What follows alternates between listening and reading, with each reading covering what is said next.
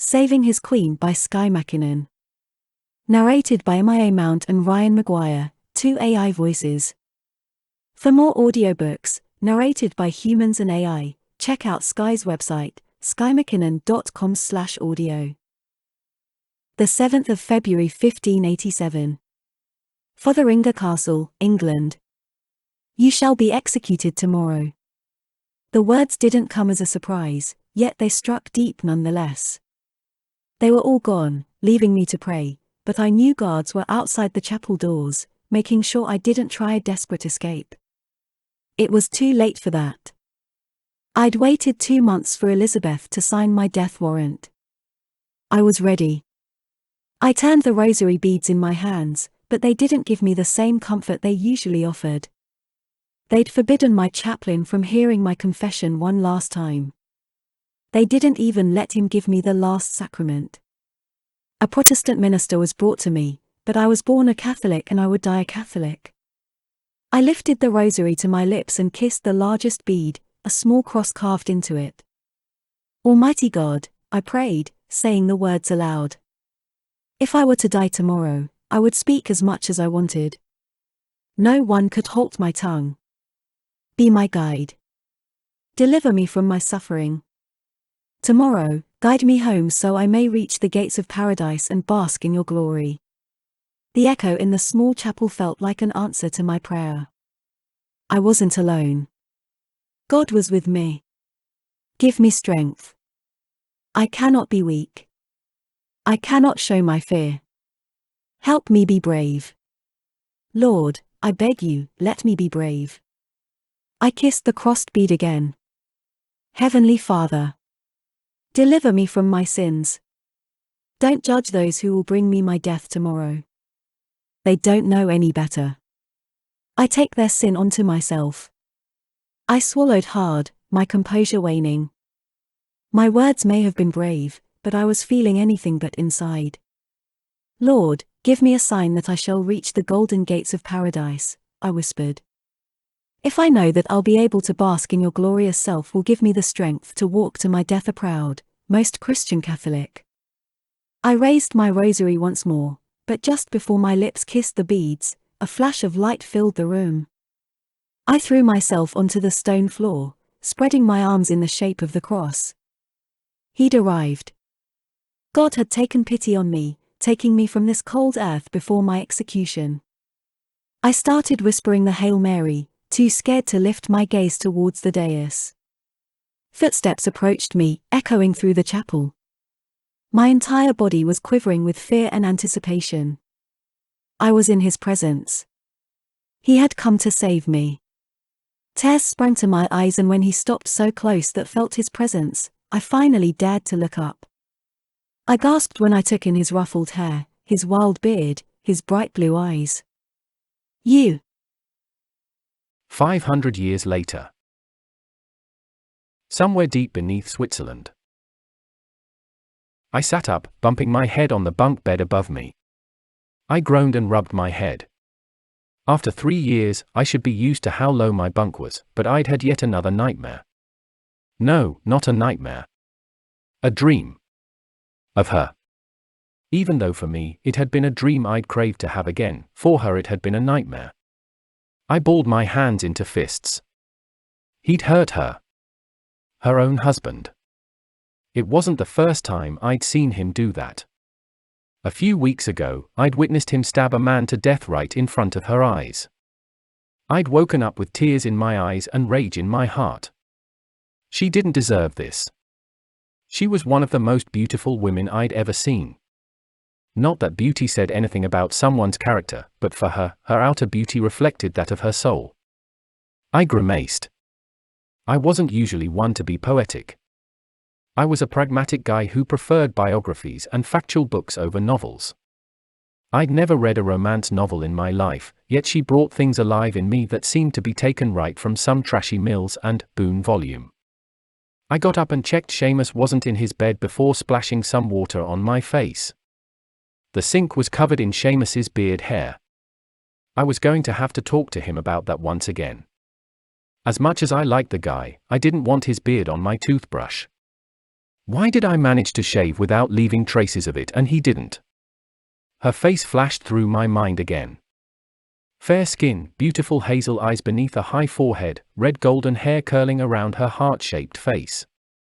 She was slim but not too thin, and her movement had a grace that spoke of a well-trained body. She was tall, towering over many of the men I'd seen her with. Close to 6 foot, maybe, although it was hard to tell that from just dreams. While these were the most vivid dreams I'd ever had, I knew they were just that. Dreams. A reality conjured by my mind. Yet it had become part of my life. I'd had the first dream at the beginning of my second year at the academy. The night after my first trip through time. I'd been buzzing, hardly able to sleep, but in the early hours of the morning, I'd finally succumbed. And then I saw her. Back then she was a young girl, much younger than I. She played with a boy, running through a palace. I watched her learn the lute. I witnessed the first time she rode a horse. I'd never been on one myself, yet after watching her in my dreams, I was sure I'd be able to do it if I ever got the chance. I never heard any words during those dreams, but I felt her emotions as if they were my own. They helped me understand what was happening. How she despised the needlework she had to do, even though she was good at it. That she was sure one of the important ladies didn't like her. That despite her height, she sometimes felt very small. I watched her grow up. When she was about 16, she married the boy I'd often seen her with at Notre Dame de Paris. That's when I finally realized who she was. Mary, Queen of Scots. One of the most famous women of all time. And for some reason, I was dreaming of her. I never knew much about her before the dream started, but once I figured out who the beautiful girl was, I did some research. Her life became an obsession. I spent hours in the library, until the librarian told me to get a life. Of course, I didn't listen. Every time I dreamed of her, I looked up what I'd seen in the history books. And every time, I found the same thing: what I dreamed was true. It had really happened. This time, there was nothing to research. I had only seen a brief moment of Darnley hitting her. Lord Darnley, her second husband. When she'd first married him, I'd been happy for her. Her first husband's death had hit her hard. Francis had been a friend and confidant most of her life. She'd married her best friend. Darnley seemed like the perfect man to pull her from her grief. He was charming, full of energy and a match for Mary's quick wit. He was taller than her, making him the perfect dance partner. I turned on the tap again and splashed some more cold water on my face. I needed to get back into the present. I had an exam today and I couldn't afford to have my head in the clouds. Especially not clouds shaped like Mary, Queen of Scots, a woman who was executed 5 centuries ago. I quickly put on my white academy uniform and ran a comb through my auburn hair. It was slightly darker than Mary's, but I was sure that if the two of us had children, they would end up redheads. I groaned. I wasn't going to have children with Mary. I was never even going to meet her. Her time was out of bounds. She was a fixed point of history, and even the most experienced time agents weren't allowed to meddle with her timeline. Besides, I was still a student. A seagull, as third-year students were called. It was a miracle I'd made it this far with being distracted half of the time. Luckily, I'd been able to choose medieval history as my focus last year. It gave my obsessions a reason, and as long as they let me write my essays on Mary, I got excellent grades. Which wouldn't stay that way if I messed up this exam. I hurried out of the room and down to the dining hall. Most students were already leaving, but the buffet wasn't completely cleared yet. I grabbed myself a bacon roll and a mug of coffee before heading to my usual table. "Morning, Drake," Seamus greeted me. "You're late." "And you forgot something in our dorm," I replied with an eye roll. "What did I forget?" With my mouth full, I pointed at my chin. "Your beard." He threw a sugar cube at me. It landed in my coffee. Yuck. I liked my coffee black and strong. No sugar, no milk. Just pure caffeine. He ran a hand over his smooth cheeks. "Not all of us want to look like a mug." You should shave again sometime. I didn't tell him that I did shave. My beard just grew back much faster than I wanted to, so I'd resigned myself to a wild warrior look. It wasn't as if I was trying to impress anyone. The girls at the academy didn't tempt me in the slightest. Not when I dreamed of the perfect woman almost every night. Are you ready for the exam? Seamus asked, looking at a bunch of papers next to his plate. I've been up for hours, revising, but I bet that they'll give us questions completely unrelated to what I've been studying. I hadn't been studying at all. Unless the exam was going to be at least partly about Mary Queen of Scots, I was going to fail. I shrugged and finished my bacon roll. It'll be fine.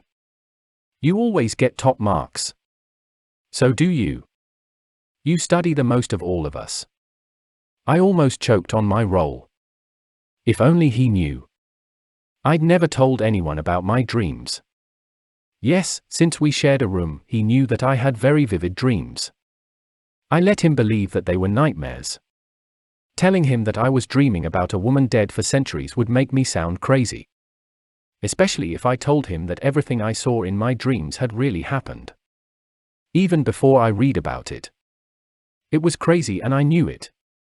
The bell echoed through the dining hall, signaling the end of breakfast. I gulped down the last of my coffee. It was time to fail an exam. 10 years later. Seamus sat on my desk, his long legs stretched out in front of him. His green eye sparkled with mirth as he told me about his latest trip to ancient Egypt. I'd only been half listening. Something about a riddle and Pandora. The important part of his tale was that he'd taken a student. What now? I interrupted when he started talking about snakes. What are you going to do? He grinned. She's graduated now, she's no longer a student. There's nothing that will stop me from being with her. She's going to do her teacher training and then she'll return to the academy. Imagine how amazing it will be to work next to the woman I love. Like. I stared at him, surprised. You love her. A blush spread across his meticulously shaved cheeks. Maybe. I don't like using words like that. They are not enough to express what I feel. He adjusted his glasses. He'd taken to wearing them a lot recently. Maybe it had something to do with his new girlfriend. Some women liked men wearing glasses. I guess it made him look sophisticated. More intelligent than he really was. Don't look so grumpy, he chided me with a smile. It's not like you haven't had the opportunity to find a partner for yourself. Half the female teachers are lusting after you. Some of the men, too. I scowled. You know I'm not interested. Yes, because you're in love with some mystery woman. Why don't you finally tell me who she is? We've known each other for 13 years, yet you still keep that one a secret. It's because it's complicated. And I'm not in love with her. Last night's dream belied my words. I'd seen her undress to put on the rough clothes of a washerwoman, exposing her lithe body. She'd lost weight after her recent miscarriage, but she was beautiful nonetheless. Her red locks fell to her chest, framing her full breasts, a sharp contrast to her pale skin. I woke up with my cock tenting the duvet. Even knowing that she was in peril, that she was about to try a daring attempt to escape Lochleven Castle, didn't lessen my desire. I jerked off to the image of her maids pulling Mary's dress over her head, slowly revealing her in all her glorious nakedness. I'd seen her naked before, many times, but it wasn't the absence of clothes that made her so enticing. It was the way she held herself, the complete confidence that even though she was nude, she wasn't ashamed or feeling vulnerable. She was a queen inside and out, no matter the fact that she'd been forced to abdicate only days earlier. And I loved her for it. You're thinking of her now, I can see it, Seamus said quietly, a smile curving his lips. My gaze flicked to my crotch. He laughed. Not there. The way your eyes glazed over. I know how a man in love looks. I see it in the mirror every day. I thought you didn't like that word, I retorted, strangely angry at him knowing me so well. Seamus shrugged. Sometimes. But you, my friend, are in love. Deeply. And you should act on it. Or forget her. Either or, you need to get a grip. I've heard that students have complained about your lectures. That all you focus on is Mary Queen of Scots. You know there were other people in her time?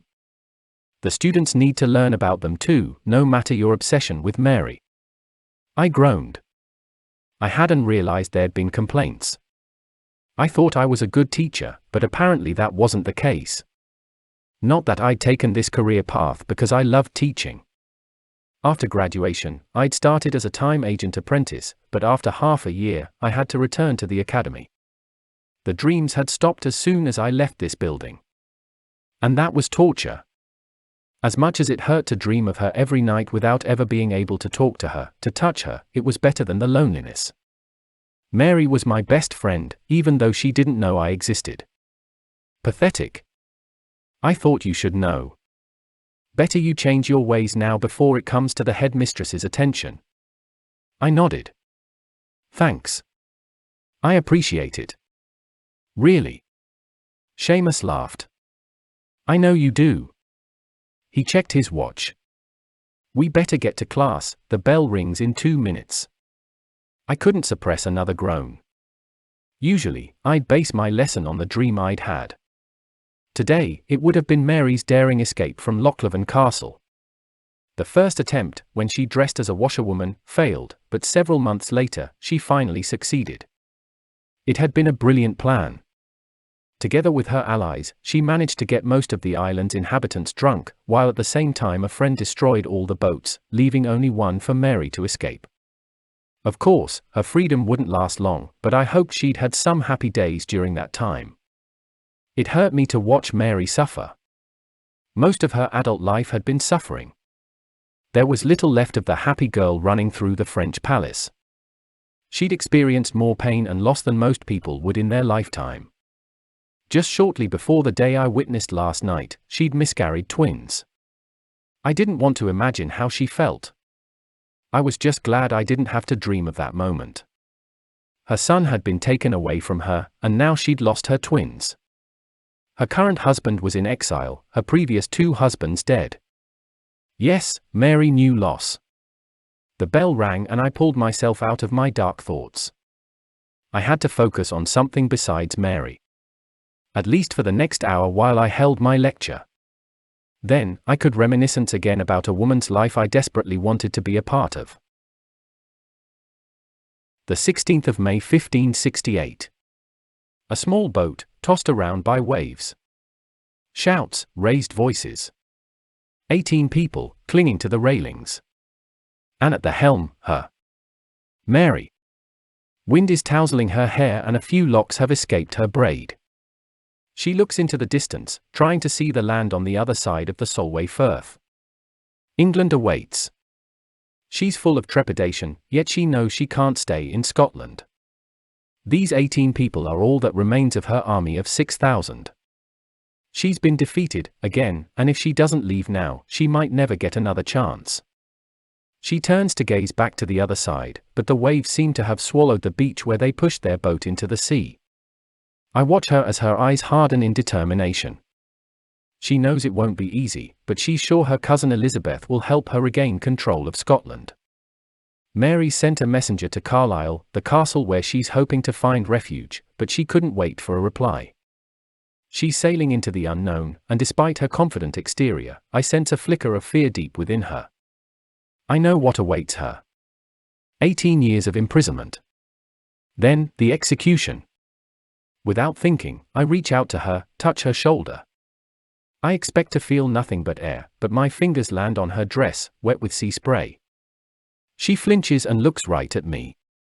As if she can see me. You, she whispers, her eyes widening in recognition. You, I stutter, just as awestruck as she seems to be. She can see me. She's talking to me. This has never happened before. I've always been a silent observer, unable to touch, unable to even understand what people were saying. How are you here? She asks. Am I sleeping? You know me? She smiles and I think my heart erupts into flame. Mary just smiled at me. Of course. You're my guardian angel. I've known you since I was a wee child. Whenever I was sad, I knew I'd see you in my dreams, and that would give me the strength to continue with my day. Her words are half swallowed by the sound of the wild waves, but they reach the depths of my soul nonetheless. You know me, I repeat. You've dreamed of me. Mary nods. And I can see that so have you. You know me, too. She reaches out and gently touches my cheek. But why have you come now? Why can I talk to you? Do you have some urgent missive to pass on? I gulp. I shouldn't do this. I can't interfere with history. But I take her hands, her beautiful, soft, long hands, and I say the words I should never utter. Return to Scotland. Going to England will be your death. Elizabeth. Suddenly, I'm ripped away and flung into the air. Darkness swallows me, but not before I see her turn to her entourage to give them a command. Maybe I just saved Mary's life. I ran into my office, barefoot and in nothing but my boxer shorts. I needed to know. My favorite Mary biography is already on my desk, open to the chapter about her escape from Lochleven Castle that I reread last night. I flicked through the pages, breathing heavily, until I found the short paragraph describing her passage from Scotland to England. During the crossing, Mary had an apparition of sorts that told her of the awful fate that awaited her in England. She demanded that the boat return to the Scottish side of the Firth, but the strong waves prevented her from escaping her fate. I stared at the words. An apparition. Me. She'd told someone about me and her story had somehow made it into the history books. I racked my brain whether this sentence had been in the book before my dream. I'd read this biography many times and I thought I'd almost knew it by heart, but now, I wasn't so sure. The words felt familiar, but maybe that was due to me just having lived it. I'd warned her. I'd done the thing I'd been cautioned about ever since I entered TTA as a student. Never influence history. Especially not the fixed timelines of the movers and shakers. I sank into my chair.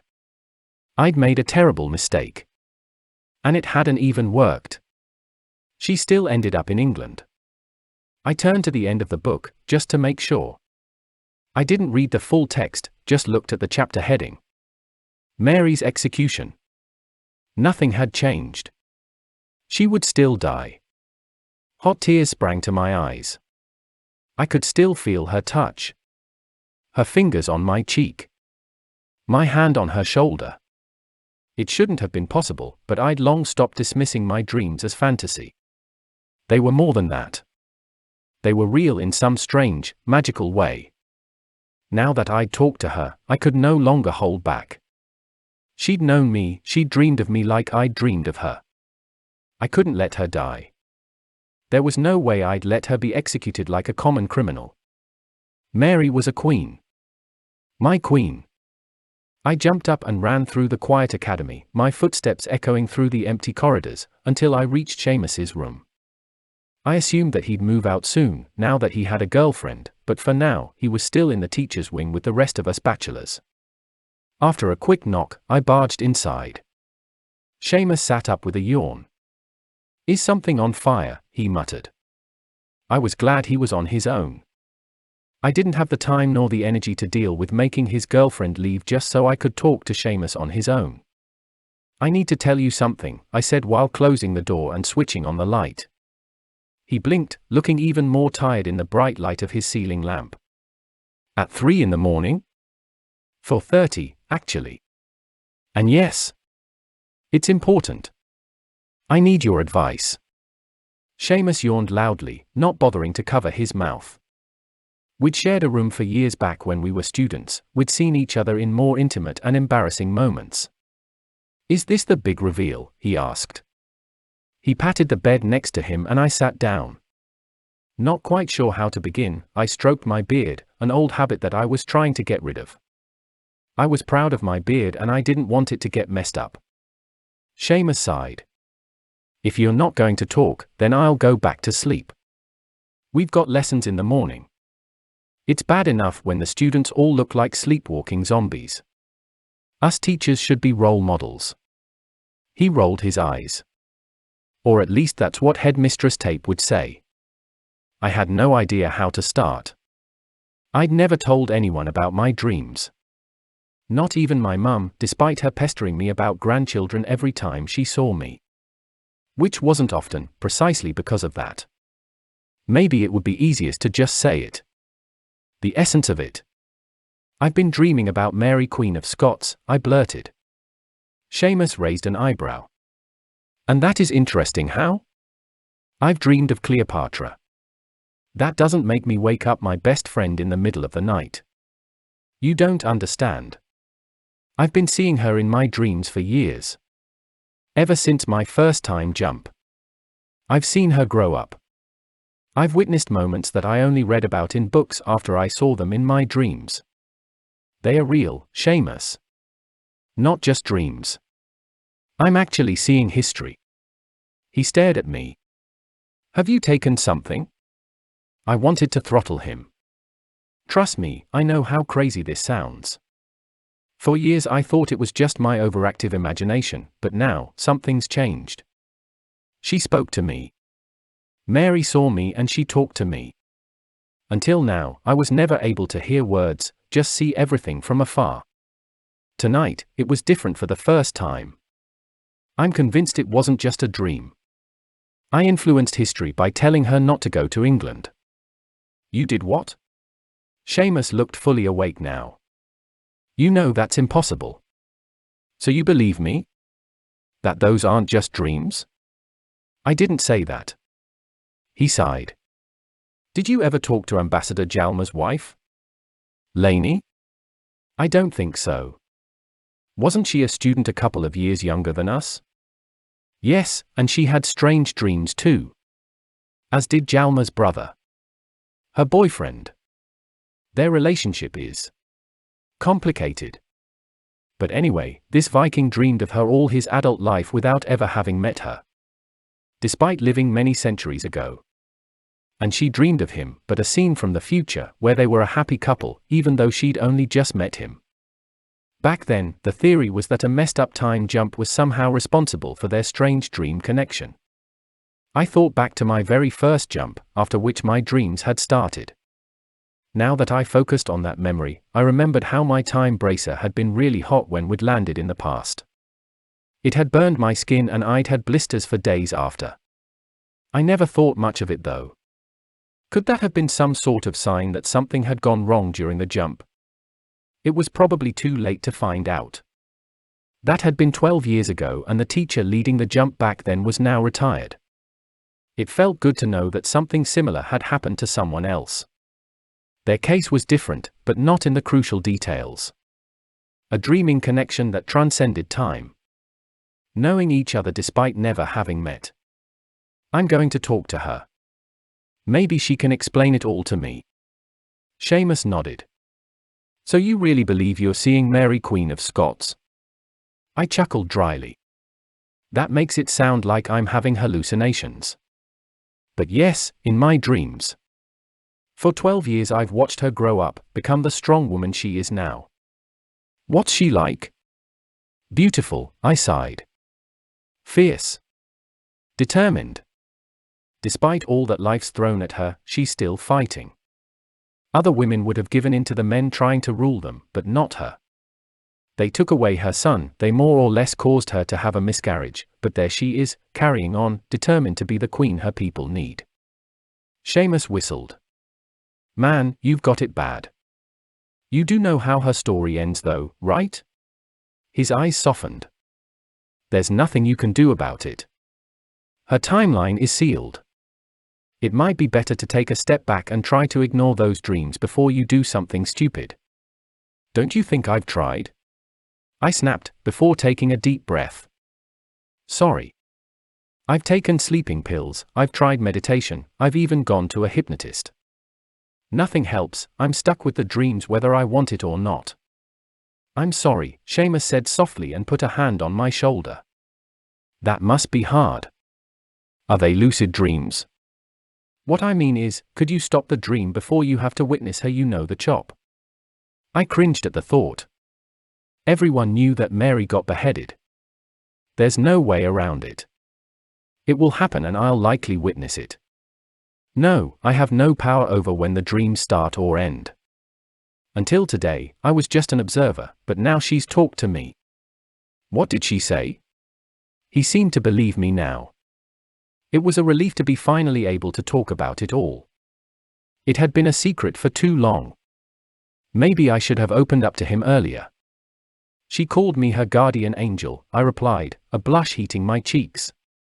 And that she's seen me ever since she was a child.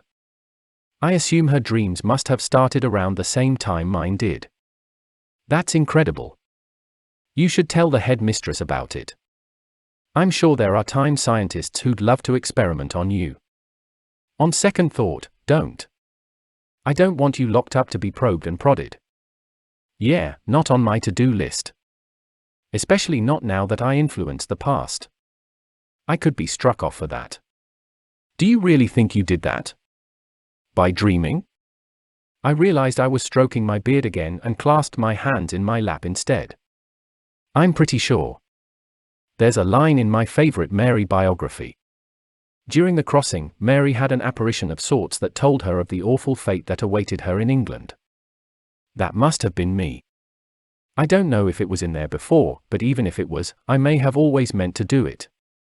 I suck in a breath when I realize what that means. Maybe I'm supposed to do other things. It might be essential to keep history intact. Like sleep with her? Seamus laughed. Don't get any silly ideas, mate. She's out of bounds. You know that. I don't want to sleep with her. Yes, I did. A lot. My cock twitched at the thought of undressing her, exposing that beautiful lithe body. Running my hands over her smooth skin. Cupping her full breasts. Brushing her fiery hair. Tasting her. And then, plunging into her, becoming one with her, the Queen of Scotland. Making her my queen. Stop having sexual thoughts while in my bed. Seamus snickered. It's weird. What would you do in my situation? What if the love of your life was in the past, trapped in a timeline that shouldn't be tampered with? He stopped laughing. Did you just say love of your life? I froze. I had. Without realizing. Fuck. I really was in big trouble. Seamus squeezed my shoulder again. I really don't know. It's an impossible situation. The TTA teacher in me wants to tell you to get a grip and never try and talk to her again. The friend in me wants you to be happy. With her. He sighed. Maybe tell her goodbye, if you get the chance. Get it out of your system. Then go back to being an observer without interfering again. He was talking sense, yet how could I say goodbye when I hadn't even said hello? February 1585. Tutbury Castle, England. The room stinks of damp and a strange other smell, like a moor or marsh. I breathe through my mouth and take in my surroundings. Colourful wall hangings do little to hide the old, decaying castle walls. An icy draught whistles through gaps in the masonry. I shiver even though my dream self doesn't get cold. Mary stands by the window, her back turned to me. A woolen shawl is wrapped tightly around her shoulders, but I doubt it does much to dispel the cold. Her hair has grown long and a darker red. I force myself to stay back, fighting the temptation to stand close to her, stroking her hair, giving her warmth and comfort. Her shoulders are drooped, she's never looked this fragile before. Is it you? She asks quietly without turning around. I clench my jaw and don't reply. Look at him, she continues, ignoring my silence. He hanged himself when they discovered he was a Catholic. Rowland Kitchin, the secretary of Esquire Langford. They imprisoned and interrogated him for 3 weeks, until he could take it no longer. Now they suspended his body from the turret, so I can see it whenever I look out of the window. A warning. She sighs and turns to me. You've not visited in a while. Last night though, I saw you in my dreams. Your world is so alien to me, yet so familiar. Is it true that you can travel through time? I nod, still forbidding myself to speak. If I do, I won't be able to hold back. Then you could travel to me. Speak to me in person. I shake my head. Why not? You seem to have all this strange magic, why wouldn't you use it? We're not allowed to interfere with the fate of history's most important people, I croak, my self-control close to breaking. Mary laughs, such a beautiful sound. I'm no longer important. My country has turned against me. My son has been taken away from me and is being raised by people who wish me ill. My cousin Elizabeth is keeping me prisoner. I'd be surprised if in 100 years anyone will remember my name. I shouldn't. Everyone will remember you, I blurt. You won't be forgotten. But that is why I cannot travel to you. Your timeline is fixed. Your life is in the history books. Every child in Britain will be taught your story. You are unforgettable. Her eyes are wide, her mouth parted slightly. Her cheeks flush, a welcome spot of color in her otherwise pale face. What am I remembered for? She asks after a moment's silence. Fuck. I can't answer that. I can't tell her what awaits her. For being strong, I stutter. Headstrong. Sometimes stubborn. Everyone knows about your conflict with Elizabeth. And while you were the Queen of Scotland and her the Queen of England, your son will be the one to unite the two countries. Mary gasps. He will conquer England. Something like that. I can't tell you more or I would influence history. Just know that your struggles are not in vain. She straightens her shoulders and lifts her chin, once again startling me by her height. Thank you. It is good indeed to know that my life matters. But tell me one thing. Will I see Scotland again? Or France? No. You'll die in England without ever seeing your home again. I can't tell you that. I'm sorry. For a tiny moment, her eyes grow scared, but then she's back to her royal self, strong and unbroken. I understand. Even as a queen, there are rules I have to respect. I appreciate you appearing to me, though. I don't tell her that I came here by accident. That I have no control over when I dream of her and what I see. It's still a mystery to me, one that I haven't been able to decipher, not even after talking to Lainey, the ambassador's wife. She only had one dream of her Viking boyfriend. He had many of her, but I didn't get to speak to him since he's currently in the past on some mission. Lainey said though that he'd only seen her as a grown woman, not as a child like I saw Mary at the beginning. Can you tell me though how much longer I will have to stay in this wretched place? She asks, once again turning to the window. The corpse outside is rotting away, the stench of decay is seeping through the brittle walls. No one should live in such conditions, least of all the Queen of Scotland. I have had many jailers, she says quietly in her melodious voice. When I first crossed the border to England, I was an honored guest. Then I was given guards, for my own protection. So they said. Step by step, my movements were restricted. I was no longer allowed to go out riding. Visitors were turned away before they reached me. I was no longer given the letters my supporters wrote to me. They moved me to other places whenever they thought they'd found a plot of my escape, but I always end up in this place. I'm beginning to think that I will die in this castle, driven ill by the draughts and the fumes. In the end, my defeat will not come by an army of men. It will come sneaking up on me in the night, drawing away my strength, until I'm nothing but an empty husk. It has already begun.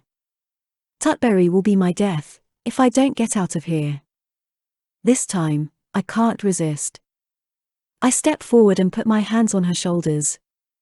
I know this is a dream, yet she feels real. She leans into my touch and then she's pressed against my chest. I don't dare to breathe, scared that even something as simple as the sound of my exhale might shatter the moment. Since she's almost as tall as I am, her hair falls against my face and I breathe in her scent. Wild heather, like you'd smell it on a summer's day in the Highlands of Scotland. I wrap my hands around her slender waist, expecting her to resist, but instead, she relaxes even further. I've not felt the touch of a fellow human being in so long, she whispers. My ladies undress me, but their hands are cold. They love me, as I love them, but it's not proper for them to touch me more than they need to when they help me out of my clothes. My heart breaks for her. My lonely queen. Imprisoned not just by her gala, but also by her station. I wonder if she's ever had a true friend since she lost her first husband. Someone who was her equal rather than her subordinate. I don't know how to reply, so I stay silent, simply enjoying how her chest moves against mine whenever she breathes, how her scent warms my soul, how her body seems to be made for my own. After an eternity, she gently detangles herself from my embrace and turns around, her sparkling eyes meeting mine. She takes my hands into hers. Will you disappear if I kiss you? If I do, then I will hate myself for the rest of my life, I whisper hoarsely. Mary smiles and lets go of my hands to cup my face. Her thumbs stroke my beard. I hope she likes it, but for Mary, I'd shave off even my beloved beard. Her lips meet mine and I can no longer think. Soft yet firm, she kisses me, and all I can do is grasp her hair and pull her closer. She holds back at first, as if she's scared that I might vanish if she lets go completely, but when nothing happens, she turns bolder, nudging my lips open. I let her in. The moment her tongue touches my own, something erupts in me, beautiful and wondrous.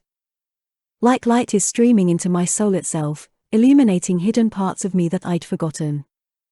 It's the best moment of my life. And then I'm ripped away into the darkness. I lived for the nights when I got to be with Mary. The days trickled past, filled with lectures that I no longer cared about. The present had turned grey and bland. Seamus tried to get through to me, admonishing me whenever he got the chance, but I ignored him. Every night I didn't dream of her was torture. When my alarm woke me in the morning, I often threw it across the room, angry that I'd failed in reaching Mary. She needed me to lighten her days. They'd given her a new gaoler, Sir Amias Powlett, a brute of a man with no trace of kindness or pity. He took away her furniture and her last remaining stately gowns, leaving her with nothing but the clothes of a common woman. She wore them like a queen, but her health was deteriorating rapidly in her cold room filled with mildew. Before, she'd sometimes been allowed to walk within the small castle garden, but Powlett confined her to her room, her only source of sunlight the draughty window. Of course I'd read about all that in books, but seeing it for myself made me curse both Mary's gaolers as well as Queen Elizabeth for doing this to her own cousin. When I was with her, we didn't talk about politics. I knew she was still trying to escape, but I couldn't tell her that all her attempts were going to fail. I also didn't warn her not to get involved in the plot to assassinate Elizabeth that some of Mary's supporters were hedging. I couldn't influence history, no matter how much it hurt to know that my queen's days were numbered. I silently watched as she was moved to the manor house at Chartley. I stayed quiet when she was taken to Tixall Castle. And I cried when I woke up from the dream where I saw her arriving at Fotheringhay Castle. The last place she'd ever see. Her death was coming closer and there was nothing I could do to prevent it. Every night, I was scared that this might be the dream where I'd have to watch her execution. When I didn't dream of her, I had nightmares of the axe crashing down on her neck. I'd woken up screaming more than once. I knew it couldn't go on like this, but there was only one inevitable way it could stop: Mary's death. The thought of it made me shudder. I couldn't bear imagining what my life would look like without her.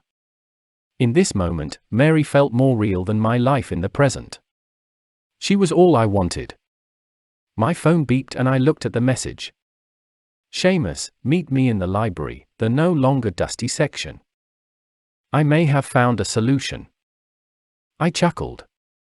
It was an inside joke. When we'd been in our final year, we'd been given detention for jumping further in time than we should have in that particular assignment. Who could blame us for wanting to watch Cleopatra fuck Caesar? As our punishment, we'd spent a week dusting off the books in one of the oldest parts of the library. The librarian, a plump woman who spent most of her days shushing students and lovingly stroking the spines of antique books, had been a real slave driver.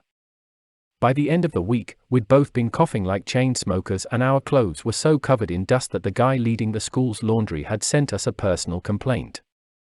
I hurried to the library, unsurprised to find it full of students. Exam time was coming up and everyone was trying to squeeze in some last-minute studying. "Professor, could you?" "Sir, would you have a minute to?" I ignored the students trying to stop me. It was a Sunday, my day off, and they could get lost for all I cared. They should have started studying a little earlier. Not that I'd ever done that, but I was a teacher now and I needed to think like one. Luckily, the no longer dusty section was nice and quiet. It was rare that a student ever went here. The books were old, hard to read and too niche for most academy assignments. "Finally, what took you so long?" Seamus was on the floor, cross-legged, surrounded by stacks of books. "It's chaos out there. Haven't you noticed?" He shrugged. "I took the secret entrance. Ugh, I should have remembered that one. It would have saved me squeezing through hordes of students." "What did you find?" He pointed at the floor. "Sit down, this might take a while." I frowned, but did as he'd asked. "What's this all about?" Seamus rolled his eyes. "Saving your ungrateful ass. Turning you into a functioning human being again. Before you get the sack." "My ass isn't ungrateful," I muttered, but he shut me up by handing me a leather-bound book. Chapter 14. There's a precedent. "Precedent for what?" He groaned. "Just read it. Please. You'll see." I shot him an annoyed look. Why did he have to be so damn cryptic? But I flicked through the book's brittle pages until I found the chapter he'd mentioned. The Witch Janet Boyman and the Time Agent Angus Napier, a case study. I skimmed the text, my heart beating faster with every sentence I read. This was incredible. A tiny seed of hope bloomed within my chest as I realized the implications. When I finally looked up, Seamus was grinning at me. "Good, right?" I nodded. "Incredible. Of course, the key difference is that Napier had the Time Agency's permission. You won't get that. But it shows a way this could work. Not that I advise you to do it, that would be foolish. In fact, I'm hereby telling you not to do it." He got to his feet and winked at me. "Plausible deniability. Good luck." I read the story another time. Janet had been a woman living in the 16th century, poor and uneducated but well-versed in herbology. A time agent, Angus Napier, had visited her village as part of an agency mission. The book didn't say what the mission had been, it was classified, but apparently Janet had helped Angus with his task. He stayed in the past for several months, long enough to build a friendship with Janet. Close to the end of his mission, he made a fatal mistake. In a slip of the tongue, he mentioned that Scotland's regent, John Erskine, was going to die the following month. Janet didn't question him. By then she was probably aware that there was more to Angus than met the eye. It all fell apart when she mentioned the regent's imminent death to a friend. When Erskine did indeed die, Janet was accused of witchcraft. Other accusations were brought forward, such as Janet having healed a man by communing with a spirit, and having borne 5 children without any pain. She was sentenced to death, but Angus wouldn't accept her fate. It was his fault, after all. He traveled back into the present and persuaded the head of the Time Agency to allow him to take Janet with him, saving her minutes before her execution. Together, they shared a happy 30 years living in the present. Only when she was close to dying from the effects of a stroke did Angus return her to the past, disguised to look like she had when he'd helped her escape her fate. By the time she was executed, she was already dead. The thought of her still suffering the injustice of being killed for being a witch left a bitter taste on my tongue, but her death had been recorded in historical documents and was inevitable. Angus would never have been allowed to change history for good, but he had been able to give her a life. The book didn't say whether it had been just friendship or more between them, but in the end, that didn't matter. He'd taken a woman from the past without affecting history. Now I was going to do the same. The suit was tight against my body, covering me from top to bottom. It was brand new technology, only just authorized for use by the time agency. I wasn't quite sure how it worked, but once I arrived in the past, I'd look like I was wearing epoch-appropriate clothing. It helped me avoid a trip to the archive where we previously got our outfits from. Questions would be asked, and I didn't want anyone to know about this trip. I'd already told the headmistress that I was taking several weeks off for health reasons. She'd not even asked for details. It was clear words of my poor performance as a teacher must have reached her ears. I'd asked for 3 weeks, but she'd given me 2 months with the option to extend if I needed to. She really had to think that I was close to a breakdown. It suited me well, though. It would take time to integrate Mary into modern life.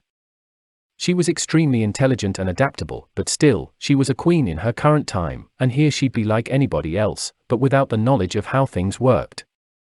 She'd never seen a car, didn't know what computers were, and she'd probably think microwaves were witchcraft. It wasn't going to be easy, but I had no doubts that she'd manage. She was Mary, Queen of Scots. She was a born survivor. My time bracer showed my destination in neon green script. The 7th of February 1587, 9:30 p.m. All my history books said that Mary had spent the evening alone in the castle's chapel, praying. This was my best chance of taking her from her time without anyone noticing. I took a deep breath, pushing all doubt from my mind. This was the right thing to do. I couldn't let her die, rules be damned. I was breaking the law, but it was worth it. For Mary, I whispered and pressed the jump button. Sunlight swallowed me, pulling me through time. I always loved the way time travel made me feel. Completely free. I flew along bright beams of light, every breath both eternal and no time at all. Time was fluid, ever-changing, and it was never as clear to me as when I traveled through it. The light spat me out at the dais of a small chapel. It was lit only by the flickering shine of dozens of candles dotted through the room. It was dark and cold outside, yet this chapel gave me a strange sense of warmth and peace. Mary knelt on the stone floor, clad all in black. Her hands clutched a rosary. Her head was bowed.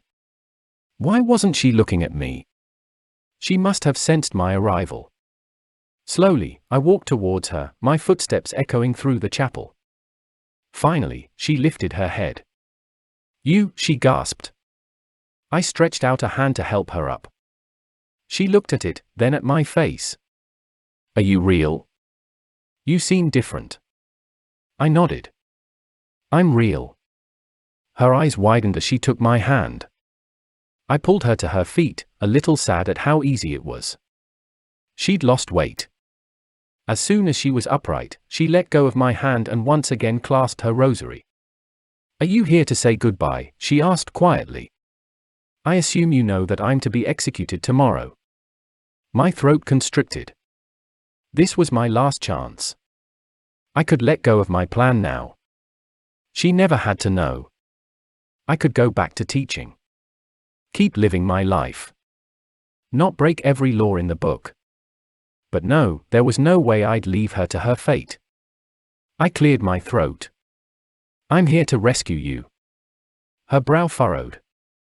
"Rescue me? There is no escape. Even if you manage to get me out of this castle, we are far from Scotland, far from the sea. We'd never reach freedom without getting caught." She'd resigned herself to her death, and that broke my heart. This proud, powerful woman, devoid of all hope. "I'm going to take you home," I said, my voice quivering slightly. I took a second time bracer from my pocket and held it out to her. "To my time. You don't need to die. You can come with me. You'll be safe in my world." She stared at the bracer, but didn't move to take it. "You wouldn't have to stay with me," I stuttered to fill the silence. "I don't expect anything from you. There are no conditions tied to this. You can live your life however you want." Mary smiled at me, but her eyes were bottomless pits of sadness. Her lips moved, but it took my brain a small eternity before I realized what she just said. "No." My heart missed a beat. Of all the complications I'd tried to think of when I came up with this plan, that hadn't been one of them. "No. The word echoed through my mind. No.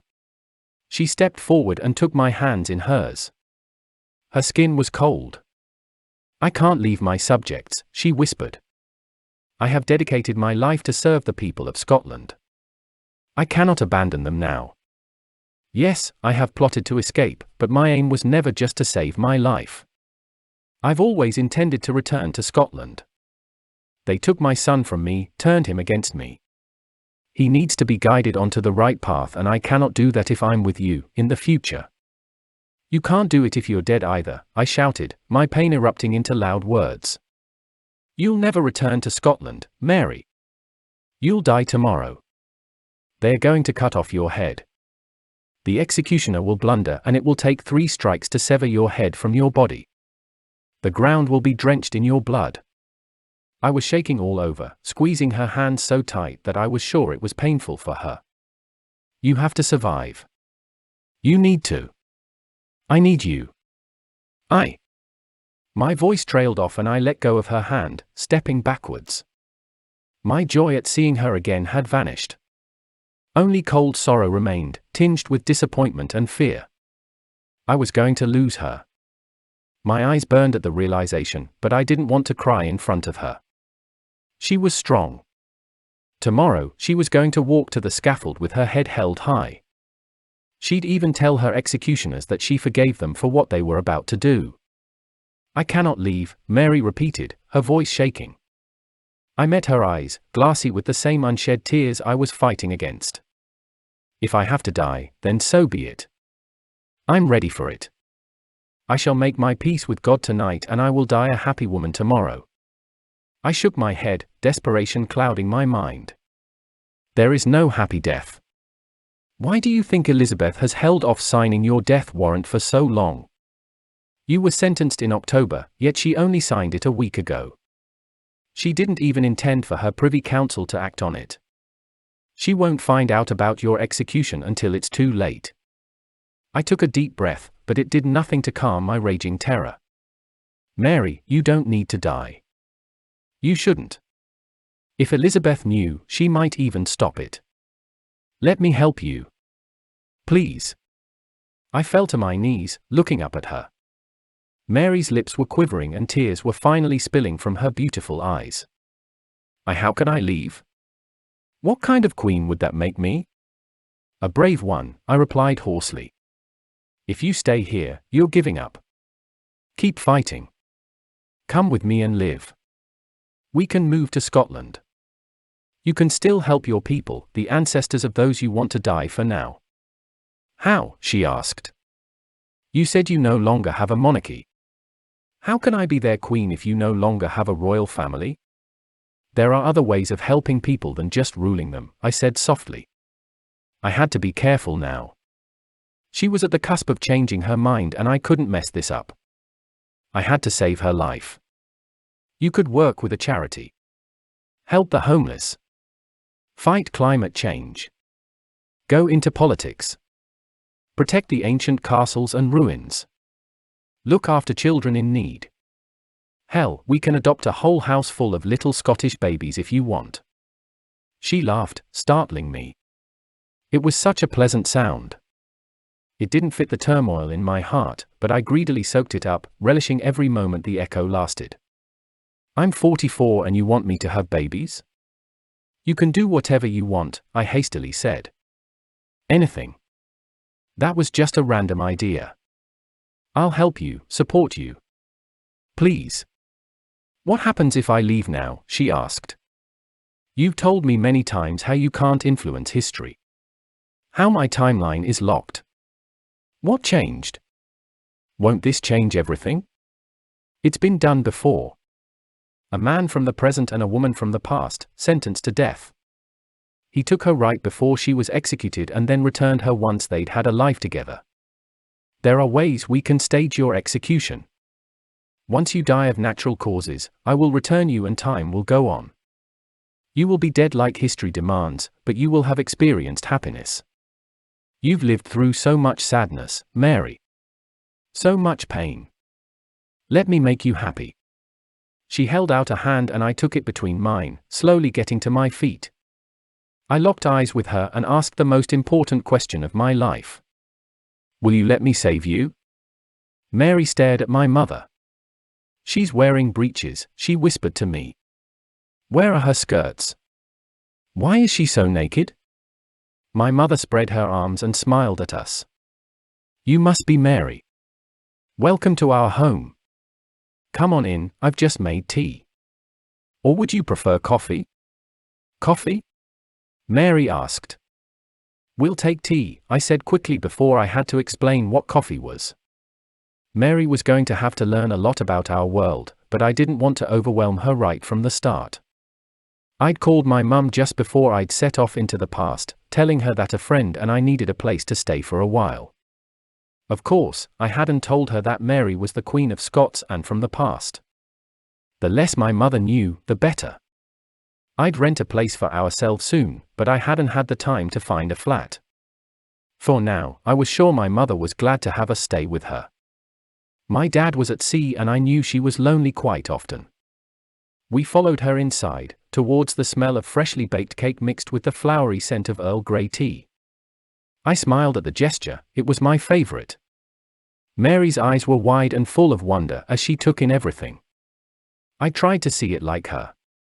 The digital picture frames on the walls, filled with people moving around, waving at the camera. The gentle piano music coming from speakers above the mantelpiece. Even the light bulbs had to be like magic for her. She didn't say anything though. A queen didn't show surprise. Well, she didn't quite manage to keep her emotions from reflecting on her face, but I was sure other women of her time would have exclaimed in wonder, would have seen it as witchcraft maybe, or even run in fright. Not Mary. She gracefully sat on the chair my mother had indicated, her back straight. I assume the two of you have been on a jump, my mother asked while putting 3 large slices of carrot cake on plates. She was using the good china, the one with tacky golden flowers lining the rim. Did she think Mary was my girlfriend? Or was she just trying to impress a colleague? Yes, late 16th century, I replied. She put a piece of cake in front of me and it took all my willpower not to wolf it down. My mother's carrot cake was legendary.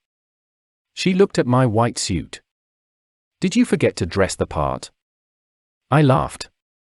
No, this is brand new TA technology. The suit takes on the appearance of whatever time we're in. Mary doesn't have a suit yet though, so she had to dress appropriately. I don't suppose she could borrow some of your clothes? It would save us a trip back to the academy.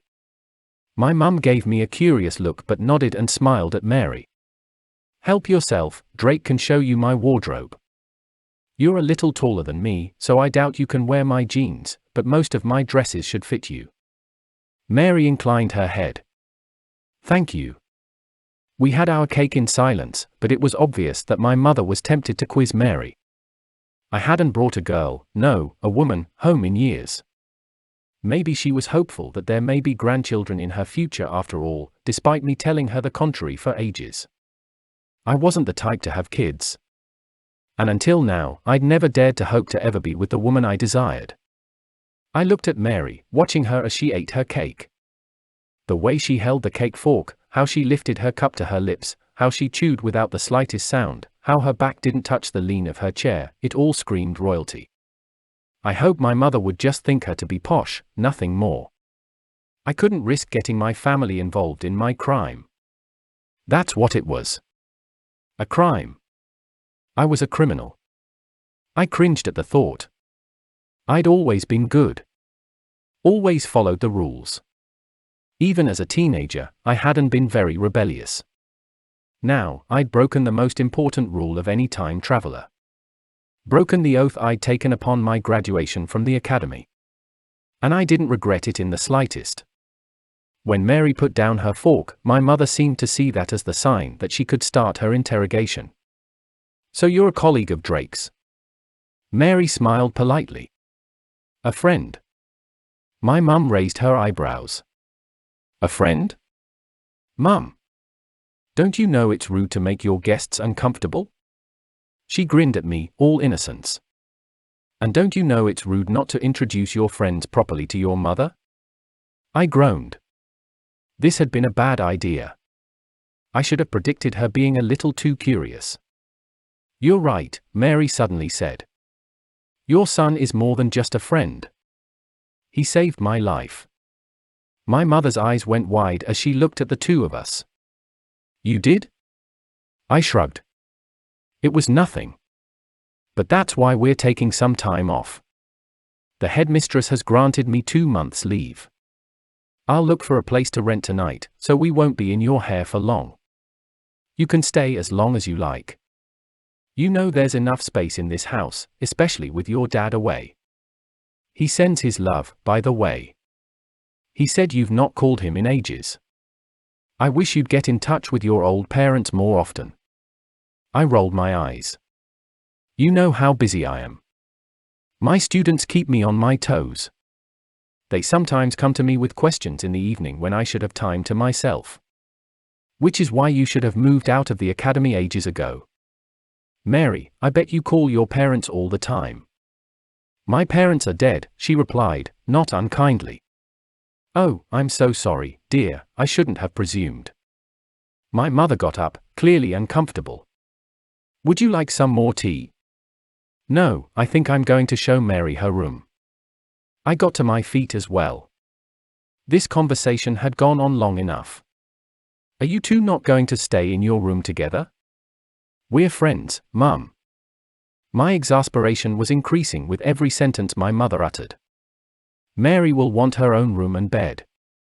My mother sighed. Well, you can't blame me for trying. I've made up the guest room. Mary, let me know if you need anything. Mary smiled at her. I envied her patience. Thank you, madam. That's very kind of you. I led her upstairs, away from my nosy mother. Sorry about that, I muttered as soon as we were out of my mum's earshot. I forgot how annoying she can be. The lights went on as soon as we entered the guest room, making Mary gasp. How? She asked, staring at the lamp above us. There's a sensor that the light senses when we enter the room and turns on. She stared at me. The light is sentient? No, it's complicated. I cleared my throat. Do you want to change into something more comfortable? My dress is very comfortable, but I have to admit, I would quite like to try your mother's breeches. I'm very intrigued by how they'd feel against my skin. Didn't you say she looked naked in them? I teased. Mary smiled at me, mirth sparkling in her eyes. I did indeed. But I never said that you wouldn't see me wearing them. Damn. I had to say, I would love to see her in more form-fitting clothes. Yes, I had seen her naked in my dreams, but that was very different from seeing her in the nude in this reality. Not that I'd see her naked unless I was very, very lucky. Thank the gods for online shopping. It had quickly become apparent that Mary wasn't a fan of crowds, having forced to be surrounded by swarms of people all her life. She was content with her own company, or mine, so I didn't want to put her through the harrowing experience that was visiting clothes shops. These. Mary pointed at the screen. One thing was for sure, she had an expensive taste. Not that she knew, she had no idea about how much our modern pounds were worth. I didn't mind though. I only spent a fraction of my salary each month, since I got free food and accommodation at the academy. Most of my money was in a savings account, ready to be spent. I checked the measurements I'd taken earlier to determine Mary's size. She was fascinated by the concept of clothes that weren't custom-made. She was used to seamstresses creating her dresses to her taste. And this. She'd chosen a dark green tunic with flared long sleeves. It will go well with your hair, I replied. In truth, I had no idea, but it seemed like the right thing to say. I added it to the basket, where an assortment of clothes was already waiting. I'd have them sent right to our new home, saving us from having to take them with us during the move. We'd found a furnished little cottage on the west coast of Scotland. There had been no doubt in Mary's mind that we'd move to Scotland. France would have been her second choice, but my French was basic at best, so Scotland it was. Strangely enough, I'd never been to modern Scotland. With my dad in the Navy, we often flew out to wherever his ship docked, which meant that I'd seen many different countries as a child, but not much of the British Isles. I smiled when I remembered the conversation I'd had about Britain with Mary last night. I'd mentioned that Scotland had only recently got its independence and she'd been shocked at the thought of Scotland having been part of the UK for centuries. How could they have stood that, she'd asked, her face an expression of horror. Did nobody fight against the English rule? They tried several times, I'd replied. But it was kind of your son's fault. He united the countries without bloodshed, simply by being Elizabeth's heir. When she died, he became king of both nations. Outrageous, she'd gasped. I'm glad they've finally come to their senses. Scotland has stood on its own successfully in the past. We don't need the English. There was no doubt that she was the Queen of Scotland. Why are you smiling? She asked me, looking up from the computer screen. Just thinking of Scotland. She gave me a quizzical look, but then nodded and went back to looking at shoes. She'd accepted the computer as a useful tool almost immediately. It was astonishing how quickly she was getting used to modern technology. I guessed that in the absence of servants, she had to find other ways to acquire what she needed. Why would anyone wear this? I looked at the boots she was pointing at, black leather with silver studs and things that looked like belt buckles all over. I have no idea. Fashion, I guess. I don't know much about what's fashionable or not. At the academy, the students wear uniforms and a lot of the time, so do us teachers. Mary gave me a wistful smile. It would be easy, not having to worry about clothes every day. As a queen, I have to show power, even if that's through dresses that most women could never afford. Every single one of my garments was designed to convey a message. It is strange indeed to be able to choose between such simple clothes. I put a hand on her shoulder. Just take whatever you like. Don't stress yourself. You will look magnificent in whatever you get. She laughed. Such flattery. You would have made a good courtier. And look at you every day without ever able to touch you? I don't think so. I gently started massaging her shoulders. Your station would have prevented you from ever spending time with me alone. I could have given you a position at court. Maybe my private secretary, although, perhaps not. She tensed for a moment and I knew what she was thinking about. One of her secretaries, David Rizzio, had been murdered in front of her eyes while she was heavily pregnant. Darnley, her second husband, had suspected them of having an affair. No, I didn't fancy being Mary's private secretary, it didn't seem the safest of jobs. She got up and turned around, facing me. I would make you my king, she whispered, before wrapping her slender arms around my waist and pulling me close. Her lips met mine in a passionate kiss. She was leading, the one in charge, and I realized she was claiming me. I was hers. And I didn't mind in the slightest. 10 months later. Waking up curled around her is the best feeling in the world. Her body was molded perfectly against mine, like she was made for me. Or I for her. I kept my eyes closed, just enjoying the moment. I'd have to get up soon, but I didn't want to wake her. We'd been up late, enjoying each other's bodies. At first, Mary had been unaware of how pleasant sex could be. I suppose that wasn't something they taught women in the 16th century. Sex wasn't just a way to produce babies. Now that she'd realized that, Mary had become something of a connoisseur, relishing the nights we spent together, trying new things, experimenting. She was shaking off her conservative medieval upbringing and was starting to embrace the freedom of modern women. The bracer around my wrist vibrated in a silent alarm. If I wanted to take a shower leaving for work, I had to get up now. The weekend couldn't come soon enough. On Saturday, we were planning to go to Linlithgow Palace. It had become an obsession of Mary's to visit the places she'd lived in and see how they'd changed over time. Linlithgow was where she'd been born, so going there on her birthday seemed like the perfect thing to do.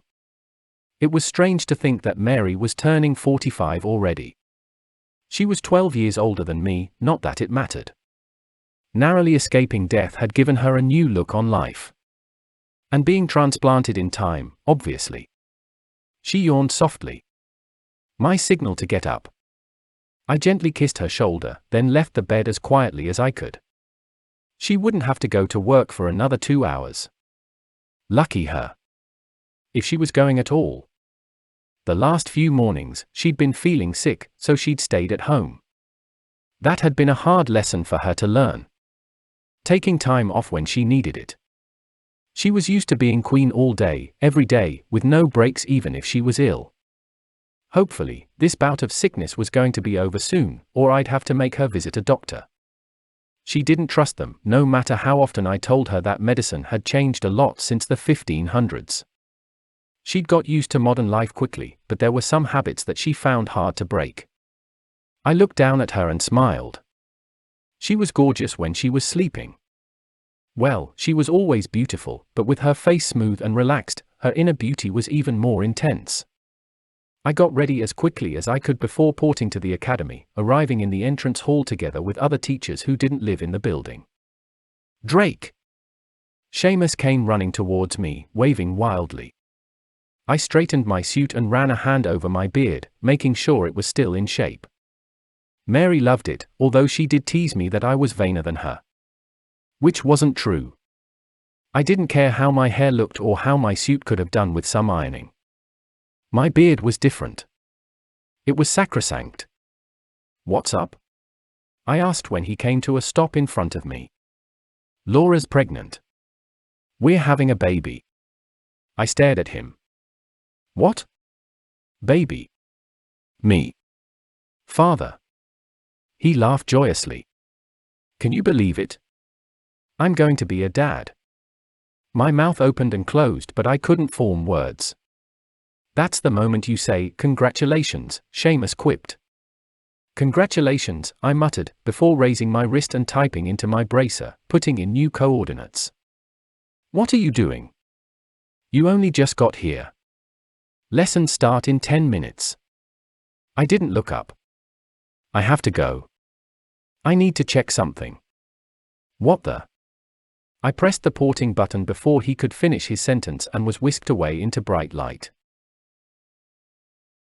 Mary was no longer in bed when I returned clutching a bag from the pharmacy. Her retching sounds led me to the bathroom. She was hunched over the toilet, naked, holding her hair back with one hand while steadying herself with the other.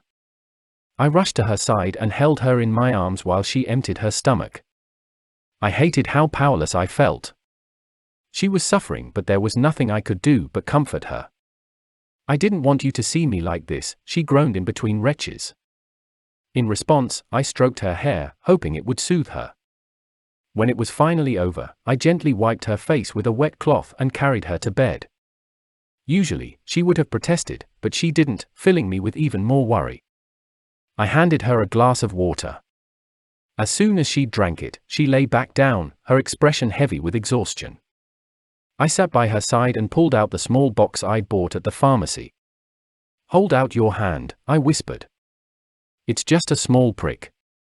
She let me take a drop of her blood, curiously looking at the black device. I waited with bated breath while the little machine did its work. A countdown appeared on its screen, and the closer it got to 0, the faster my heart was beating. Finally, the result flashed up. I couldn't suppress a gasp. "What is it?" Mary asked tiredly. Since she was lying on her side, she couldn't see the word on the display. I took a deep breath. We are pregnant," I stuttered, barely able to believe I was really saying those words. She sat up, staring at me. How? How is this possible?" I shook my head. "I don't know. The contraceptive we're using has a 99.98% success rate. You shouldn't have been able to get pregnant. It seems I am." Her voice was choked with emotion, but it was hard to tell whether she was happy or not. Hell, I didn't even know that myself. A baby. I was going to be a father. I'd never imagined that to happen in a million years. When I decided to be with Mary, I'd given up the idea of ever being a dad. Not that I'd felt particularly suited to that role. My whole adult life had been disrupted by my dreams. I'd not lived in the same way my peers had. My mind had been in the past, not thinking of the future. A baby, she whispered. I never thought I'd have another baby. I sat down on the bed beside her and she leaned against me, her head on my shoulder, the way we always did. I snaked an arm around her waist, pulling her closer, making sure she was real. I laid my other hand on her stomach. A baby, I echoed. In there. Does your machine know how far along I am? I shook my head. We'll have to go to a doctor for that. I hate doctors. I knew that all too well. When she'd first arrived, I'd followed normal procedure and took her to a doctor to have her vaccinated. She'd already been weak from her long imprisonment and the TTA guidelines warned of how unprepared the immune system of people from the past could be when encountering modern viruses. I'd quite literally had to drag Mary into the practice. No matter how often I told her that our doctors were different from the ones she knew, it had been a bit of a fight. We can find a midwife, I reassured her. Would that make you feel more at ease? Mary nodded. When? Let me go and find one nearby. Maybe today, who knows? I've never dealt with a midwife before, I have no idea how booked they are. She laughed softly. This is new for both of us. I looked at her, frowning. You already have a son. You've done this before. I didn't mention the twins she'd miscarried. This was her third pregnancy, as far as I knew. Not like this. Not with all your technology. And not by myself. You're not by yourself, I protested. I'll be with you every step of the way. She gave me a smile, her eyes sparkling with love. I didn't mean it like that. When I first fell pregnant, my advisors immediately started making plans for the baby. I was watched around the clock. When I gave birth, I was surrounded by people. The room in Edinburgh Castle was tiny, making it even more stuffy. Doctors, my ladies in waiting, courtiers, advisors, all watching me while I wanted to hide beneath my blankets. I shuddered at the thought and hugged her tight. That must have been awful. It's not how I would have preferred it, she said bravely, her lips tightening the way they always did when she returned to her queen persona. But it's how it was done back then. When James was born, the cannons of the castle were fired and I was told that people all over the city were celebrating. Yet I only got a glimpse of my son before they took him away. Is it true that you had St. Margaret's skull in your birthing chamber? I asked to distract her from the painful memories. Indeed. One of my finer ideas. Queen Margaret had 8 children and she was a Scottish queen, like me. I thought having her relic with me would give me strength. She winked at me. And it was fun to see my courtiers scramble to procure it for me. I laughed. I'm afraid I won't be able to provide you with a holy skull this time. But I'll be with you every step of the way. I'll hold your hand when you go into labor. I'll wipe the sweat from your brow. And you can swear at me as much as you want. Swear? Why would I use profanities? Most women do that when they give birth, I said with a shrug. At least that's what I've been told. It's not like I've witnessed any birth myself. Mary shook her head. You will hear no foul language from me. I shall give birth like a queen. I'm sure you will. I chuckled. I'll be sure to write in your crown every few minutes. She elbowed me in the ribs and I laughed even more. She joined me until we were hugging each other, crying with laughter. Yes, we were hysterical, but we had a reason to behave like that. We were going to be parents. If only Elizabeth knew, Mary muttered once we'd both calmed down. I bet she's turning in her grave as we speak. You look about ready to pop.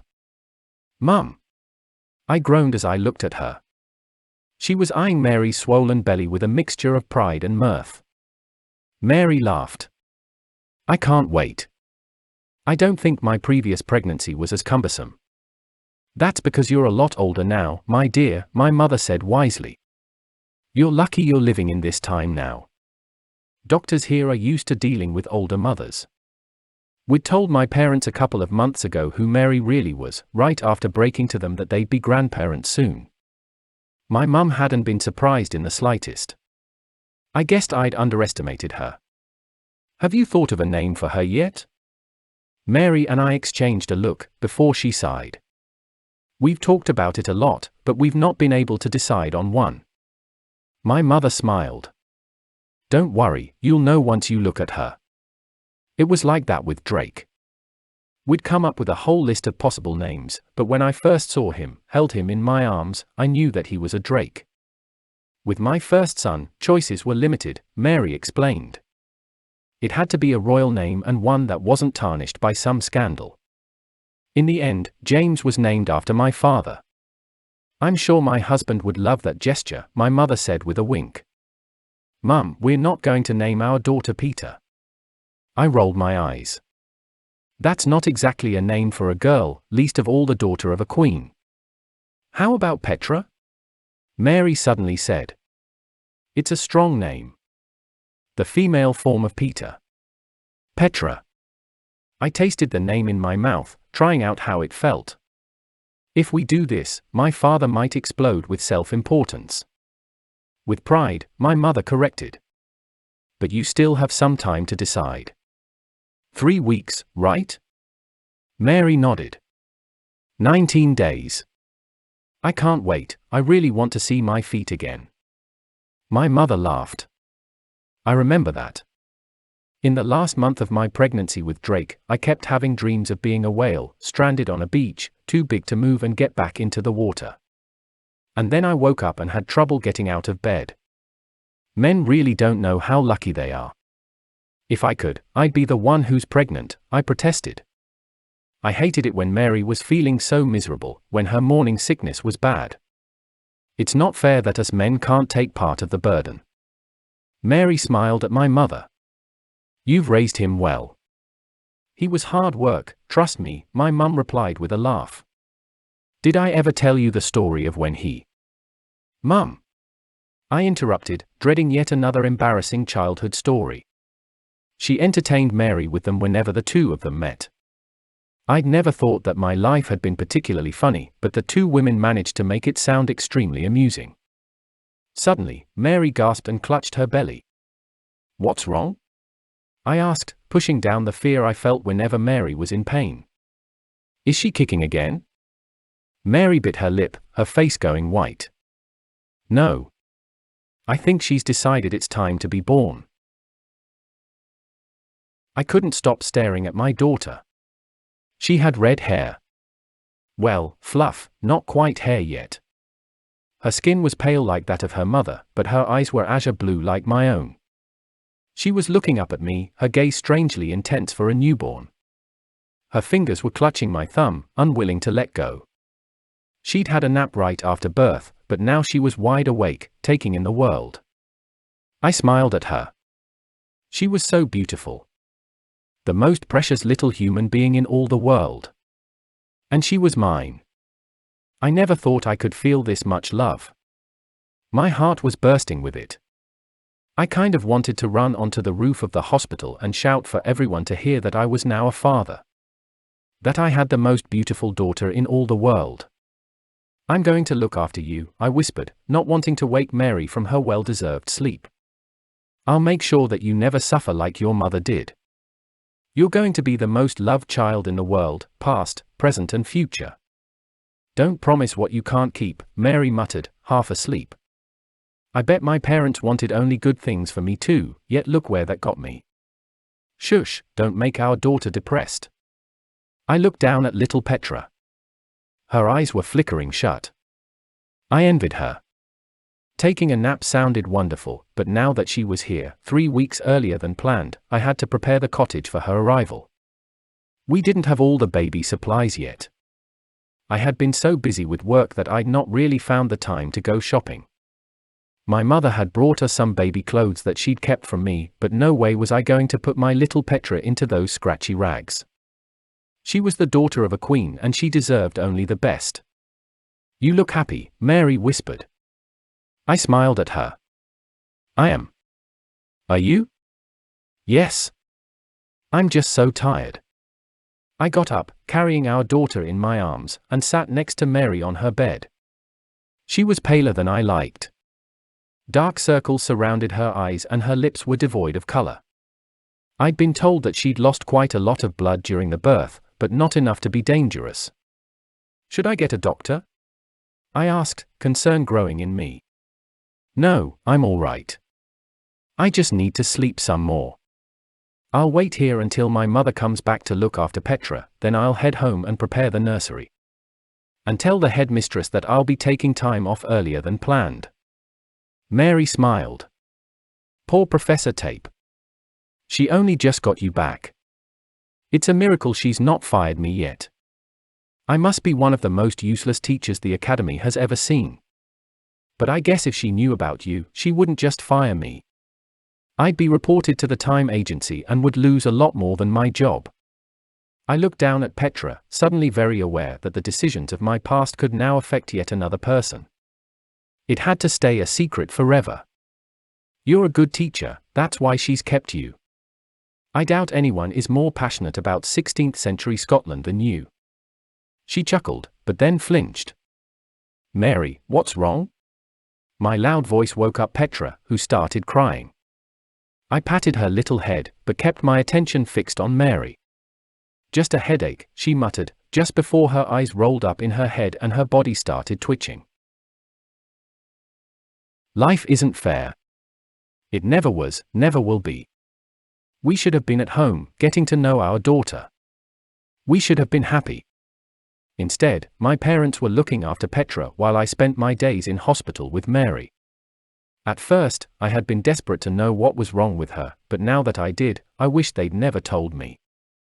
I think it's time soon, she whispered, her voice no more than a hoarse croak.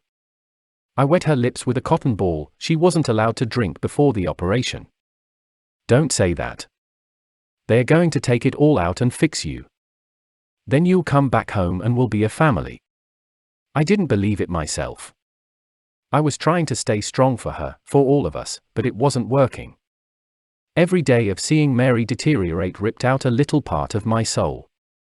I was treading water, trying to get to safety, but there was nothing but open ocean all around me. We never lie to each other, let's not start with it now. Despite having grown thin in the past few days, she still hadn't lost her mental strength. Her eyes blazed with anger. She hated being weak and she hated me seeing her like this even more. She was a queen who was used to never letting her enemies sense her weaknesses, even if that enemy was death himself. But I want to lie to myself, I whispered, taking her cold hand into mine. Her long fingers clasped around my own, connecting us. You're an intelligent man. You know what's coming. You have read everything there is to know about this disease, am I right? Reluctantly, I nod. Then stop clinging to useless hope. I'm not going to get better and you need to accept that. I already have. She smiled sadly. It's not that hard when you've technically already been dead for centuries. How can I give up when I've only just found you? The scolding look she gave me made me feel like a schoolboy. We had so many years already. You watched me, I watched you. And now we've had a wonderful year together. We had so much joy, so much happiness. Every day I spent with you was worth the pain of my life before. No, not every day. Every second. You gave me a new life, Drake, and I will always be grateful for that. Some people pray for one more day when lying on their deathbed. I got an entire year. Tears sprang to my eyes. She was so strong. I wanted to be like her, accepting of what lay before us, but I just couldn't get myself to extinguish the last, tiny flicker of hope still burning within my heart. Mary was my one true love. My soulmate. I knew without a doubt that I'd never find anyone like her again. Our souls had been entwined even when we'd been centuries apart. There was no way I'd ever feel whole without Mary. And you gave me a daughter, she continued hoarsely. Raise her in my honor. Turn her into the queen she would have been had she been born in my time. Tell her about me. Tell her that I loved her from the moment I knew she was growing inside me. And that I will always watch her from the heavens. I bowed my head, unable to speak. If I tried, I'd turn into a sobbing mess.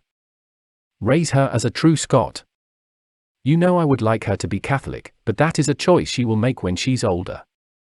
Her voice broke and I gave her some more drops of water. And maybe break the rules one last time and take her to see me when she's old enough.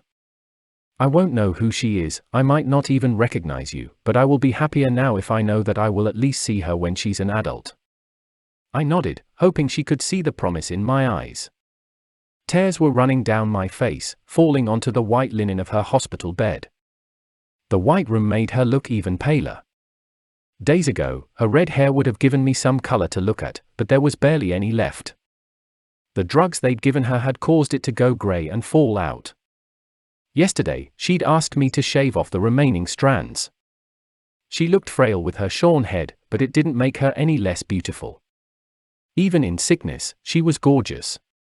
I want you to take me back. The operation won't fix me, it will only give me a few more days. I don't want to suffer. I don't want to die in this bed, weak and pathetic. Take me back and let me die as the Queen of Scots. It had always been the plan to return her to the past, to complete her timeline, but I had imagined her to be an old woman then. Like Janet, the witch whose story had inspired me to rescue Mary in the first place. Take me back, Mary repeated in a whisper. Please. A sob broke from me, shattering the silence that had clung to me like a protective cloak. I bent over her and kissed her forehead, my tears falling onto her skin like raindrops. I will miss you, I whispered. But I will take you home so you can be queen again. The 8th of February 1587. Fotheringhay Castle, England. He spent the night with me, holding me as I slipped in and out of consciousness. I have been strong for him, yet my dreams are filled with creatures of fear and despair. I read about my death while I was in the future. How the executioner is going to strike my head 3 times before it's fully severed from my body. By then I will be dead, but the shame of such treatment makes me tremble. I shouldn't have to die this way. I should be in Scotland, ruling my people, making sure they're safe from the English threat. Instead, I'm about to be taken to the scaffold they've built in the great hall of the castle. I had always imagined the execution to be outside, under the warming gaze of the sun, but they've taken that dream from me. I won't ever see the sky again. I groan as pain shoots through my head. Drake gently strokes my back, whispering soothing words. He's my rock in this sea of agony, holding me tethered to the present until the pain subsides and I can think clearly again. A cockerel calls in the distance. Is it time? I ask into the darkness. I've become so used to having a watch, but here, I'm without any way of telling the time. Half an hour until they will collect you. Your servants will arrive any second now to dress you. I should go. 3 words. Enough to slice my heart open. I wish he could stay. Hold my hand as the axe descends on my neck. Tell me that everything will be all right. That God is awaiting me in paradise. Yet he, the man who means most to me in this world, won't be by my side in the worst moment of my life. My final moment. Help me up. I don't want them to dress me. I want you to do it. In silence, he helps me into my dress. He puts a wig on my head, the same color my hair used to be. He applies some makeup to my face to make me look less deathly. He attaches a white veil to my wig, a sharp contrast to the black dress I now wear. He even puts slippers on my feet. By the time he's done, I have to sit down, my legs shaking both from fear and weakness. I wish I could stay. His voice is deep with regret. I know you do. I sigh. I guess this is it. Do we say goodbye? Drake shakes his head. May I kiss you? He doesn't wait for an answer. He bends down and kisses me, hard, passionate, desperate. It's the best kiss I've ever had, yet it's also the most painful one. This is our last shared moment. The next will be when he joins me in heaven. A knock on the door makes us break apart. I love you, he whispers. I love you so much. Before I can reply, he hurries to the large wardrobe in the corner and climbs into it, closing the wooden doors behind him. I take a deep breath and call for my servants to enter. And so it has begun. They cry. They beg. They ask for my blessing. I tend to them, my servants and friends, the people who believe in me, who love me. Their compassion gives me strength as I follow the two noblemen down the stairs and into the great hall. I clutch the ivory crucifix, the same I held when Drake came to take me into his world. That was both yesterday and over a year ago. In my other hand is a prayer book, unremarkable except that Drake wrote a message into it last night. It's the only way he can be with me in this moment. At the bottom of the stairs, a wave of nausea overcomes me and I reach out for support. Two soldiers take my arms, holding me until the faintness passes. Be strong, one of them whispers almost inaudibly. God bless you. My steward waits for me in the antechamber. He kneels at my feet, barely holding back tears, just like myself. He's been one of my most trusted supporters. Tell them that I die like a true Scotswoman, I tell him before moving on. He takes the train of my dress, carrying it as I stride into the great hall. A scaffold has been built in its center, but I choose to focus on the blazing hearth behind it. At least I shall not die in freezing cold. They lead me up the 2 steps leading to the top of the stage. A stool is waiting for me and I sink onto it gratefully. My legs wouldn't have carried me for much further. I feel another seizure coming on soon. They better hurry up with executing me. Words are spoken, my sentence is read, yet I barely listen. There, at the back of the room, stands Drake, his eyes fixed on me. I meet his gaze, pulling strength from knowing he's here with me. I imagine him by my side, his hand in mine, his arms around my waist. That thought gives me the strength to sit upright for what feels like forever. Finally, they motion me to get up and approach the wooden block at the other end of the stage. There, the executioners wait. 2 men dressed in black, wearing white aprons atop their robes. They kneel as I approach, and the larger of the 2 begs for my forgiveness. It's not his choice to be here. He's just doing his job and I don't blame him for it. I forgive you with all my heart, for now, I hope, you shall make an end of all my troubles. I barely manage to speak the words, yet it's made worth it when his eyes flash with gratitude. Together with my maids, they help me undress. Shocked cries echo through the hall when they remove the outer layers of my black attire, exposing the scarlet dress I'm wearing underneath. It's the color of blood and it has the intended effect. One of my gentlewomen hands me velvet sleeves and I slip them on quickly to hide the bruises on my skin, brought on by the drugs they gave me in the future. I stand like that for a while, enjoying the astonished looks my audience is giving me. I'm showing them that this is wrong, that I shouldn't be on this scaffold, that I'm a queen. When my legs begin to shake once more, I say goodbye to my servants. Their tears make my own eyes itch. Any criers vows, I beg in French, asking them to stop crying. If they don't, I'm not sure how much longer I can keep my composure. I bless them, say my goodbyes, until all but one descend the stage, leaving me alone with the headsman. I kneel down on the soft cushion and Jane, my favorite gentlewoman, ties a white band around my eyes. Just before it hides the world from view forever, I catch one last glimpse of Drake. He holds up a hand in farewell. As soon as the cloth touches my eyes, I let the tears flow while starting to recite the psalm I chose for this occasion. In te Domino confide. In the Lord I put my trust. I cling to the words as I lower myself onto the block. One of the executioners adjusts my position, his touch surprisingly gentle.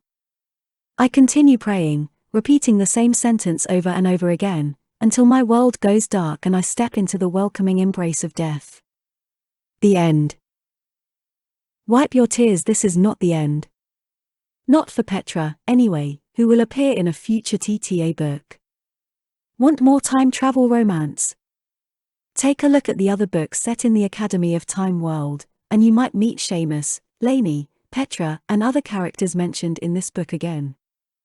And be sure to subscribe to Skye's newsletter for the latest updates, offers, and looks behind the scenes. SkyeMacKinnon.com/newsletter. This has been Saving His Queen, an Academy of Time story by Skye MacKinnon. Narrated by Mia Mount and Ryan Maguire, voices created by Lovo.ai. Copyright 2020 by Skye MacKinnon. Audio copyright 2022 by Skye MacKinnon. If you enjoyed this audiobook, please take a moment to leave a review.